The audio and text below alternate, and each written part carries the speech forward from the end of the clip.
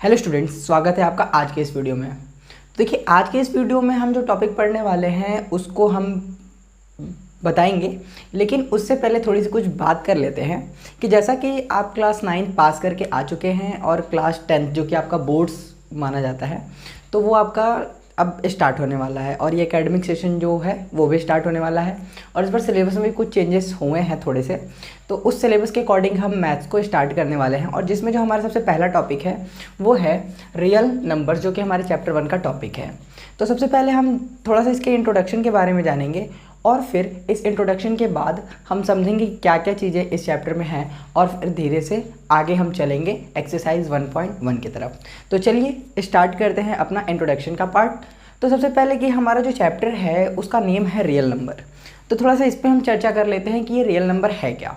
तो देखिए, आपने पढ़ा होगा कि रियल नंबर, ठीक है, क्योंकि चैप्टर का नेम ही है रियल नंबर। तो ये रियल नंबर जो है, हम सबसे पहले रियल नंबर ना पढ़ करके ये जहाँ से शुरू होता है थोड़ा वहाँ से स्टार्ट करते हैं। हमारा इसमें सबसे पहला पार्ट आता है वो है नेचुरल नंबर। तो आप अगर जानते हैं कि नेचुरल नंबर क्या होता है तो आप कमेंट करके बता सकते हैं, और अगर नहीं जानते हैं तो चलिए समझते हैं कि नेचुरल नंबर क्या होता है। तो सबसे पहले देखिए, जो हमारा स्टार्ट हुआ था नेचुरल नंबर, क्योंकि अगर हम देखें तो अगर हम जैसे काउंटिंग के लिए जब भी शुरू करते हैं तो हम स्टार्ट करते हैं 1 से। दैट मीन्स कि जो नेचुरल नंबर हैं वो 1 से स्टार्ट होते हैं। तो अगर हम देखें तो नेचुरल नंबर होगा 1, 2, 3, 4, इस तरीके से जो काउंटिंग नंबर्स होंगे। आगे चलने पे हो सकता है 100 आ जाए, फिर 101 आ जाए, इस तरीके से फिर हो सकता है 1 लाख आ जाए, और फिर आगे मतलब इनफाइनाइट तक जो भी आपके नंबर्स आ सकते हैं वो सारे आपके नेचुरल नंबर्स हैं। फिर इसी में नेक्स्ट जो नंबर आता है वो है होल नंबर।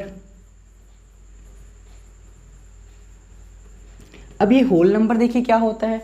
तो होल नंबर का मतलब है कि यही सारे नेचुरल नंबर का एक ग्रुप मतलब ऐसा समझ सकते हैं कि एक बॉक्स है जिसमें हमने सारे नेचुरल नंबर्स को रखा हुआ है। अब उसमें अगर सिर्फ हम एक नंबर जो कि 0 अगर हम उसको डाल देते हैं तो वो अब जो ग्रुप बन जाएगा उसको हम कहेंगे होल नंबर का ग्रुप। दैट मीन्स कि हम ऐसा कह सकते हैं कि अगर इसी नेचुरल नंबर में सिर्फ एक नंबर ये 0 अगर ऐड हो जाता है तो हम कहेंगे कि यही जो ग्रुप बन गया वो होल नंबर का ग्रुप है। अब देखिए, आपको कंफ्यूज ये नहीं होना है कि 0 अगर यहाँ पे इसमें नेचुरल नंबर नहीं था तो आगे फिर इस 100 में कैसे आ गया। देखिए, 100 एक अलग नंबर है और 0 एक अलग नंबर है। तो इसमें 100 में 0 का यूज़ करके 100 तो बना है, लेकिन 0 पर्टिकुलर एक नंबर है जो कि इस ग्रुप में नहीं था। अब इस ग्रुप में हमने अगर डाल दिया तो ये जो ग्रुप है वो बन गया होल नंबर, ठीक है। तो अब इसी में आगे हम चलते हैं। तो देखिए, इसमें आगे जो हमारा नेक्स्ट आएगा वो है इंटीजर। तो इंटीजर क्या होता है? तो अगर हम देखें तो ये जो हमारा होल नंबर है इसमें हम लिख रहे हैं कि ये 0 है, 1 है, 2 है, 3 है, 4, इस तरीके से सारे इनफाइनाइट तक नंबर आ रहे हैं। अब अगर हम इसी में जो नॉन जीरो नंबर्स हैं, नॉन जीरो नंबर मतलब 0 को छोड़ करके जो नंबर्स हैं उनके अगर नेगेटिव पार्ट, जैसे कि 1 का नेगेटिव -1, 2 का नेगेटिव -2, 3 का नेगेटिव -3 एंड सो ऑन, अगर हम नंबर्स को भी डाल देते हैं इस ग्रुप में तो ये जो नया ग्रुप तैयार होगा इसको हम कहेंगे इंटीजर्स। नेक्स्ट अगर हम बात करें तो इंटीजर्स के बाद आता है हमारा रैशनल नंबर।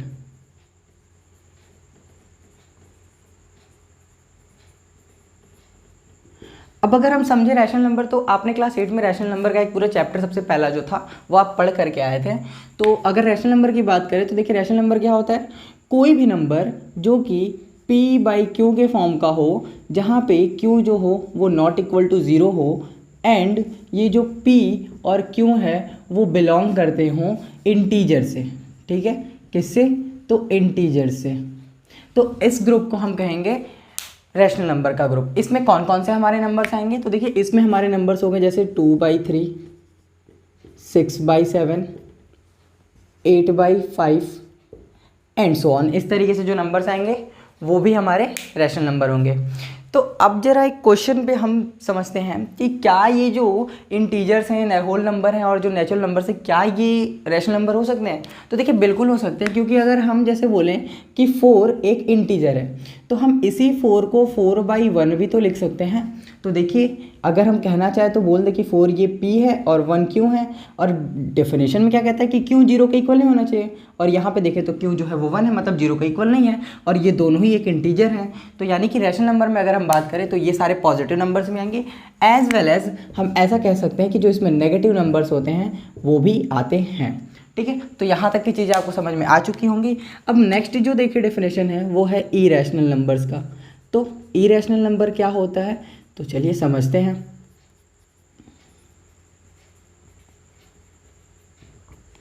तो देखिए इरेशनल नंबर्स अगर हमें समझना है तो इससे पहले रैशनल समझना पड़ेगा। रैशनल हमने समझ लिया, अब ऐसे नंबर्स जो रैशनल ना हो उसी को हम कहते हैं इरेशनल नंबर।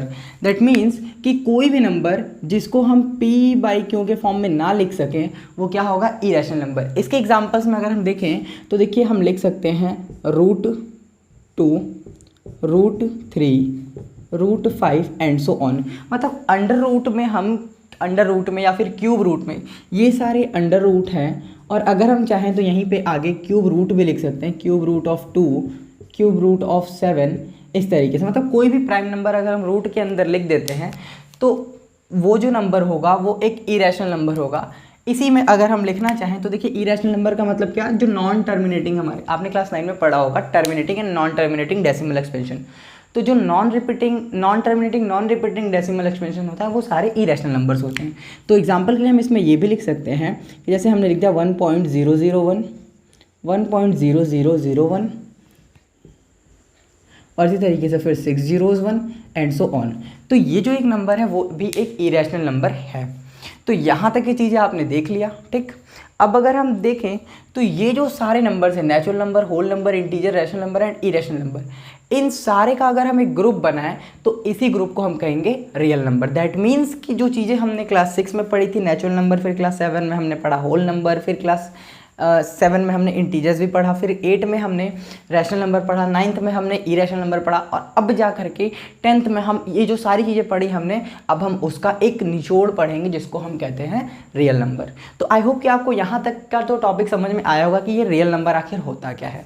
अब देखिए, अब हमें इसमें समझना है कि ये रियल नंबर में हम पढ़ेंगे क्या क्या चीज़ें। तो इसमें हमारे कुछ थ्योरम्स हैं, कुछ फंडामेंटल थ्योरम्स हैं, वो क्या है तो चलिए उसको समझ लेते हैं। तो देखिए जो हमारा फंडामेंटल थ्योरम ऑफ अरिथमेटिक है ये क्या कहता है, चलिए इसको समझते हैं। तो ये कहता है every composite number can be expressed as a product of primes. मतलब क्या कि कोई भी एक कंपोजिट नंबर है हम उसको प्राइम नंबर के प्रोडक्ट के फॉर्म में एक्सप्रेस कर सकते हैं, and this factorization is unique. और ये जो इसका फैक्टराइजेशन होगा वो यूनिक होगा, मतलब और कोई दूसरा फैक्टराइजेशन इसका एग्जिस्ट नहीं करेगा, apart from the order in which the prime factors occur. अगर हम उसके जो प्राइम फैक्टर्स के ऑर्डर हैं उसको चेंज ना करें तो ये जो फैक्टराइजेशन होगा वो यूनिक होगा। इसका मतलब क्या है, चलिए समझते हैं थोड़ा सा एक एग्जाम्पल लेकर के। जैसे एग्जाम्पल के लिए हम कहते हैं, ठीक है, कि एक प्राइम नंबर, देखिए इसमें दो चीज़ों का सबसे पहले तो बात हो रहा है कि एक तो बोल रहा है प्राइम और दूसरा बोल रहा है कंपोजिट नंबर। ये प्राइम नंबर क्या होता है और कंपोजिट नंबर क्या होता है, तो चलिए थोड़ा समझ लेते हैं। तो अगर हम बात कर रहे हैं प्राइम नंबर की, ठीक है, तो प्राइम नंबर का मतलब है हैविंग ओनली 2 फैक्टर्स, मतलब जिसके पास सिर्फ 2 फैक्टर्स हो, ओनली 2 फैक्टर्स। फॉर एग्जाम्पल अगर हम बात करें तो जैसे कि अगर हम बात कर सकते हैं तो सबसे जो स्मॉलेस्ट प्राइम नंबर होता है वो है 2, फिर 3, 5, 7, 11, 13, इस तरीके से हमारे आगे जो प्राइम नंबर्स हैं वो कंटिन्यू होंगे। कैसे, तो देखिए अगर हम 2 की बात करें तो इस 2 का एक फैक्टर होगा 1 और दूसरा फैक्टर होगा खुद ये नंबर। 3 की बात करें तो 3 का भी एक फैक्टर 1 होगा, दूसरा फैक्टर खुद 3 होगा। 5 की बात करें तो 5 का भी एक फैक्टर 1 होगा, दूसरा फैक्टर खुद 5 ही होगा, इसके अलावा और कोई नंबर नहीं होंगे।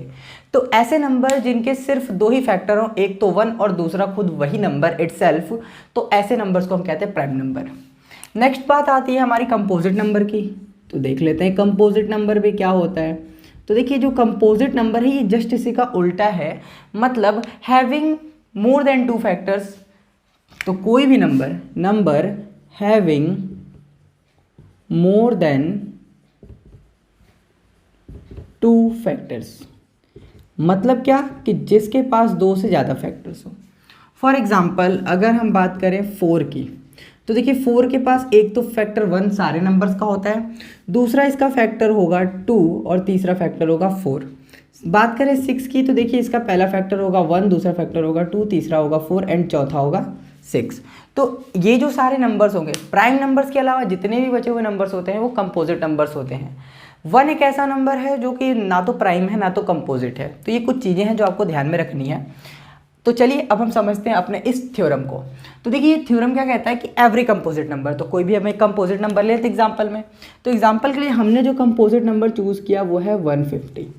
तो अगर हम इसको इसके product of primes means prime जो इसके फैक्टर्स होंगे उसके प्रोडक्ट में ब्रेक करते हैं, तो उसके लिए सबसे पहले हमें करना क्या होगा, तो सबसे पहले हमें इस 150 के सारे जो फैक्टर्स होंगे वो फाइंड करेंगे। तो सबसे पहले 2 से करेंगे तो 75, फिर अब ये क्योंकि 2 से हो नहीं पाएगा तो हम यहाँ पे 3 से करेंगे, तो ये हो जाएगा 3 2 जा 6 एंड 3 5 जा 15। फिर 5 से करेंगे तो यहाँ पे आएगा 5 और फिर 5 से करेंगे तो 1। दैट मीन्स कि अगर हम लिखना चाहें तो इस 150 को लिख सकते हैं 2 × 3 × 5 × 5, ऐसा लिख सकते हैं। अब देखिए ये कह क्या रहा है थ्योरम कि every composite number can be express as the product of primes. अगर हम यहाँ पे देखें तो ये जो सारे नंबर्स आ रहे हैं वो सारे क्या हैं, प्राइम नंबर्स हैं। मतलब इस कंपोजिट नंबर को हम प्राइम नंबर्स के प्रोडक्ट के फॉर्म में ब्रेक कर सकते हैं। ये तो इतना हुआ। फिर and this factorization is unique. अगर हम देखें तो ये जो फैक्टराइजेशन है वो यूनिक है, मीन्स कि हम अगर इस 150 को लिखना चाहें तो देखिए हम इसको तो ऐसा भी लिख सकते हैं 3 × 2 × 5 × 5, क्योंकि इसका भी रिजल्ट 150 आएगा। या फिर हम लिखना चाहें तो लिख सकते हैं 5 × 3 × 2 × 5, या फिर हम लिख सकते हैं 5 × 5 × 3 × 2 × 5। बहुत तरीके से लिख सकते हैं। लेकिन देखिए इस थ्योरम में क्या कह रहा है, apart from the order in which the prime factors occurs, मतलब अगर हम इसके ऑर्डर्स को चेंज ना करें तो ये यूनिक है। अगर हम इसके ऑर्डर्स को चेंज करते हैं तो भी ये यूनिक है। क्यों? क्योंकि ऑर्डर को चेंज करने से नंबर तो चेंज नहीं हो रहा। अगर इसके जो फैक्टर्स मिले, सॉरी यहाँ पे 5 नहीं होगा, अगर इसके जो फैक्टर्स मिले हुए हैं इनमें अगर इन 2 3 5 5 के अलावा अगर कोई और नंबर आ जाता नेक्स्ट के स्टेप्स में या फिर इन सारे में, तो हम कहते हैं कि इसका जो प्राइम फैक्टर्स हैं वो यूनिक नहीं है। बट क्योंकि यहाँ पे नंबर्स तो सेम है और हम जानते हैं कि चाहे ए का मल्टीप्लाई बी से करे या बी का मल्टीप्लाई ए से करे, आंसर तो सेम ही आना है। तो यही चीज़ इस थ्योरम में समझाया गया है और इसी को कहते हैं हम फंडामेंटल थ्योरम ऑफ अरिथमेटिक। तो आई होप कि आपको ये समझ में आया होगा। चलिए थोड़ी सी आगे की चीज़ें भी समझते हैं।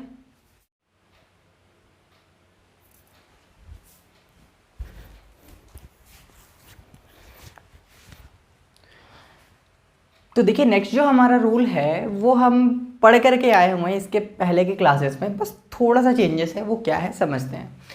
सबसे पहले कि हमें करना क्या है, तो हमें HCF और LCM ये 2 चीज़ें करनी है इस चैप्टर में और उसका वेरिफिकेशन करना है। HCF और LCM फाइंड कैसे करेंगे, देखिए वही पुराना मेथड है, सिर्फ थोड़ा सा चेंज क्या किया गया है कि यहाँ जब हम पहले HCF करते थे तो उनके फैक्टर्स को ऐसे 2 × 3 × 5 ऐसा लिखते थे। अब हम क्या करेंगे कि अगर जो ये 2 है वो 5 टाइम्स आया या फिर ये जो 2 है वो 3 टाइम्स आया तो उसको उसके पावर के टर्म्स में लिखेंगे और HCF भी उसके पावर के टर्म्स में ही हम लोग फाइंड करेंगे। तो जैसे अगर हम देखें तो समझ लेते हैं कि HCF और LCM पहले पावर के टर्म्स में फाइंड कैसे करेंगे। तो HCF अगर हमें फाइंड करना होगा तो देखिए ये क्या होगा, product of the smallest power of each common prime factor. मतलब अगर कोई 2 नंबर दिए हुए हैं तो हम उनके पहले तो प्राइम फैक्टर्स फाइंड करेंगे। तो हो सकता है कि समथिंग ऐसा हमें प्राइम फैक्टर मिलेगा, ठीक है। मान लीजिए कोई हमारे पास नंबर है A और एक नंबर है B, इसके हमने प्राइम फैक्टर्स फाइंड किए हैं। तो हो सकता है कि इसका जो प्राइम फैक्टर मिले वो A1 to the power M into B1 to the power N ऐसा मिले, और इसका जो फैक्टर है वो समथिंग हो सकता है A1 to the power M + 2 और b1 टू द पावर, या फिर आप ऐसे ना समझ करके इसको नंबर से ही समझते हैं, ऐसे थोड़ा सा हो सकता है कि कन्फ्यूज़न क्रिएट हो जाए आपके माइंड में, तो इसलिए इसको ऐसा ना समझ करके कोई दो नंबर्स के थ्रू समझते हुए पहले फ़िलहाल इस जो फॉर्मूला है इसको समझ लेते हैं। हम इसमें क्या करेंगे, एचसीएफ में देखिए एचसीएफ जब भी आता है एक छोटा नंबर आता है, तो इसमें जो भी हमारे कॉमन फैक्टर्स होते हैं, इसके पहले क्या करते थे, जो भी हमारे कॉमन फैक्टर्स होते थे हम उनको सर्कल कर लेते थे और उन सारे को मल्टीप्लाई कर देते थे। इसमें क्या होगा कि हम देखेंगे सबसे पहले कि कॉमन प्राइम फैक्टर्स कौन कौन से हैं, उसका जो स्मॉलेस्ट पावर होगा उसको हम टेक करेंगे और जो भी स्मॉलेस्ट पावर वाले होंगे उन सारे को मल्टीप्लाई कर देंगे, हमारा एचसीएफ मिल जाएगा। एलसीएम में हम क्या करते थे कि जो भी हर एक नंबर जो कि कॉमन है उसको भी और जो कॉमन नहीं है उसको ही मल्टीप्लाई करते थे। तो यहाँ पे भी हम क्या करेंगे कि जो कॉमन है पहले तो हम उसको लिखेंगे, जो फिर कॉमन नहीं है उसको लिखेंगे और पावर के टर्म्स में लिखेंगे। हो सकता है कि आपको अभी थोड़ा नहीं समझ में आ रहा होगा, बट अभी हम एक एग्जाम्पल के थ्रू जब समझेंगे तो ये सारी चीज़ें समझ में आ जाएंगी। Next verification. अब इस एचसीएफ और एलसीएम का वेरिफिकेशन कैसे करेंगे, तो देखिए यहाँ पे हम एचसीएफ और एलसीएम का वेरिफिकेशन कुछ इस तरीके से करेंगे कि अगर हमारे पास कोई दो नंबर है ए और बी, उसका अगर हमने एचसीएफ और एलसीएम फाइंड किया तो जब हम उसकी एचसीएफ और एलसीएम का मल्टीप्लाई करेंगे तो वो इक्वल होगा उन दोनों नंबर के प्रोडक्ट के। यही है वेरिफिकेशन का स्टेप। तो चलिए कुछ क्वेश्चंस लेते हैं, उनको सॉल्व करते हैं। तो अगर हम लेना चाहें तो देखिए ले सकते हैं दो नंबर्स 26 एंड 91। अगर हम ले लें फॉर एग्जांपल 26 एंड 91, ये दो नंबर्स हैं जिनका हम एचसीएफ फाइंड करेंगे, एलसीएम फाइंड करेंगे और फिर इसके बाद इसका वेरिफिकेशन भी करेंगे। या फिर देखिए करते हैं, सबसे पहले हम क्या करेंगे 26 के फैक्टर्स फाइंड करेंगे। तो अगर हम इसको 2 से करें तो 13 आएगा और 13 से करें तो 1 आएगा। फिर अगर हम 91 के फैक्टर्स की बात करें तो देखिए सबसे पहले अगर हम देखें तो ये जो नंबर है वो एक 2 से डिविजिबल नहीं है, 3 से भी नहीं है, ठीक है। अगर हम देखें तो ये 7 से आएगा 13 टाइम्स में और 13 के टेबल में आएगा 1 टाइम्स में। अब अगर हम बात करते हैं इसके एचसीएफ की, तो देखिए सबसे पहले तो हम इसको लिखना चाहें तो हम लिख सकते हैं क्या कि 26 is equal to 2 to the power 1 into 13 to the power 1। पहले हम क्या करते थे कि सिर्फ 2 इंटू 13 लिख देते थे, अब हम क्या करेंगे इसके पावर के टर्म्स में लिखेंगे। फिर अगर हम 91 को लिखना चाहें तो लिख सकते हैं 7 to the power 1 into 13 to the power 1, कुछ इस तरीके से। अब हमें फाइंड क्या करना है, देखिए हमें फाइंड करना है एचसीएफ। तो एचसीएफ में हम करेंगे क्या कि जो भी इसमें कॉमन प्राइम फैक्टर है, जैसे अगर हम इसमें देखें तो 2 और 7 ये दोनों डिफरेंट हो गए, यहाँ 2 है यहाँ 2 नहीं है, यहाँ 7 है यहाँ 7 नहीं है, लेकिन 13 दोनों में कॉमन है। तो एचसीएफ में क्या होगा, जो भी कॉमन दिया हुआ है उसका स्मॉलेस्ट, अगर जैसे मान लीजिए बाई चांस यहाँ पे 2 होता तो हम इसमें से जो सबसे लोवेस्ट पावर होता 1 वो टेक करते हैं, लेकिन क्योंकि यहाँ पे दोनों में सेम पावर है तो चाहे किसी को भी हम टेक कर सकते, कोई दिक्कत नहीं है। तो यानी 13 टू द पावर 1 जिसका आंसर होगा 13 वो इसका एचसीएफ हो जाएगा। फिर अगर हम बात करें एलसीएम की तो देखिए एलसीएम क्या होगा, एलसीएम में क्या लिखा हुआ है, product of greatest power of each prime factor, हर एक प्राइम फैक्टर का जो ग्रेटेस्ट पावर होगा वो लेंगे। तो अगर हम 2 के हाईएस्ट पावर की बात करें तो वो 1 है, तो 2 का हाईएस्ट पावर 1 इंटू 13 का जो हाईएस्ट पावर है वो भी 1 है, तो हम लिख सकते हैं 13 टू द पावर 1। फिर 7 का जो हाईएस्ट पावर है वो भी 1 है, तो 7 टू द पावर 1, यानी जितने भी फैक्टर हैं उनके हाईएस्ट पावर को हम टेक करेंगे। फिर अगर हम इसको लिखना चाहें तो लिख सकते हैं 2 टू द पावर 1 का मतलब होता है 2, 13 टू द पावर 1 का मतलब होता है 13 और 7 टू द पावर 1 का मतलब होता है 7। अब देखिए 2 7 जा 14 और 14 में जब हम 13 से मल्टीप्लाई करेंगे तो ये 42 एंड 14 281, तो यानी कि ये आ गया 182। मीन्स हमारा एचसीएफ जो है वो 13 आ गया और एलसीएम जो है वो 182 आ गया। अब अगर हम वेरिफिकेशन की बात करें तो देखिए इसका वेरिफिकेशन भी कर लेते हैं। तो वेरिफिकेशन वाले स्टेप में क्या होगा,